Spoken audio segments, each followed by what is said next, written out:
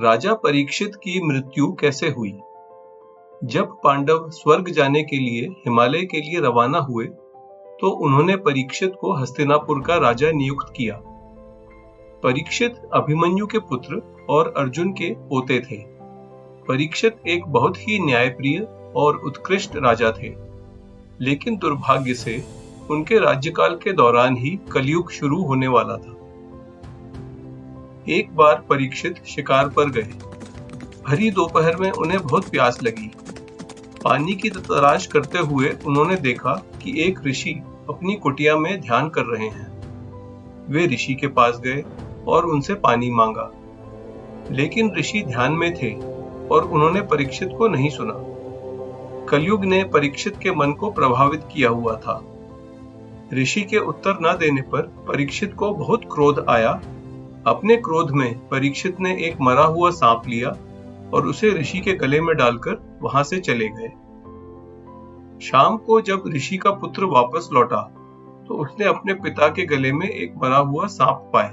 उसने पिता के शिष्यों से पूछा कि यह क्या हुआ। शिष्यों ने उन्हें पूरा वृत्तांत सुनाया। यह सुनकर ऋषि का पुत्र क्रोधित हो गया और उसने परीक्षित को श्राप दिया कि उस दिन के 7 दिन बाद विषैला सर्प तक्षक आकर परीक्षित को काटेगा। जब ऋषि ध्यान से उठे और उन्हें पता चला कि उनके पुत्र ने परीक्षित को श्राप दिया है, तो वे अपने पुत्र पर बहुत क्रोधित हुए, क्योंकि उन्हें पता था कि परीक्षित एक अच्छा राजा था। उन्होंने तुरंत अपने एक शिष्य को परीक्षित को यह बताने के लिए भेजा कि उन्हें 7 दिनों के बाद मरने का श्राप मिला है। परीक्षित महल और अपने सारे शाही कपड़े छोड़कर नदी के पास जाकर बैठ गए। उन्होंने पूरे राज्य से ज्ञानियों को बुलाया और उनसे पूछा कि आने वाले 7 दिनों में मोक्ष कैसे प्राप्त करें। सटीक जवाब किसी के पास नहीं था। जब वे आगे की कार्रवाई के बारे में सोच रहे थे, तो सुखदेव मुनि वहां आ गए। सुखदेव जी ऋषि वेदव्यास के पुत्र थे और बहुत छोटे थे, लेकिन वह बहुत ही विद्वान व्यक्ति भी थे। वह हमेशा नंगे रहते थे। वे ब्रह्मज्ञानी थे। सुखदेव जी ने परीक्षित से कहा कि वे श्रीमद् भागवत पुराण सुने। इससे 7 दिनों में पूर्ण मोक्ष प्राप्त कर सकेंगे। यह सुनकर सब लोग बैठ गए और सुखदेव जी ने श्रीमद् भागवत पुराण का प्रवचन शुरू किया।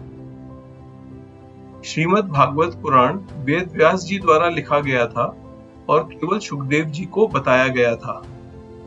सुखदेव जी इसे पहली बार आम जनता के सामने पढ़ रहे थे। 7 दिनों तक श्रीमद् भागवत पुराण सुनने के बाद परीक्षित को मोक्ष की प्राप्ति हुई। भले ही तक्षक ने आकर उनके शरीर को काटा, लेकिन उनकी आत्मा पहले ही भगवान में विलीन हो चुकी थी। यह कहानी हमें श्रीमद् भागवत पुराण के महत्व के बारे में बताती है। श्रीमद् भागवत पुराण में भगवान विष्णु के सभी अवतारों का वर्णन है। वाकई यह बहुत ही शानदार किताब है। अगर आपने अब तक नहीं पढ़ी है, तो कृपया श्रीमद् भागवत पुराण पढ़ें। अगर आपको यह वीडियो पसंद आया हो, तो कृपया लाइक बटन पर क्लिक करें, चैनल को सब्सक्राइब करें और इस वीडियो को अपने परिवार और दोस्तों के साथ शेयर करें।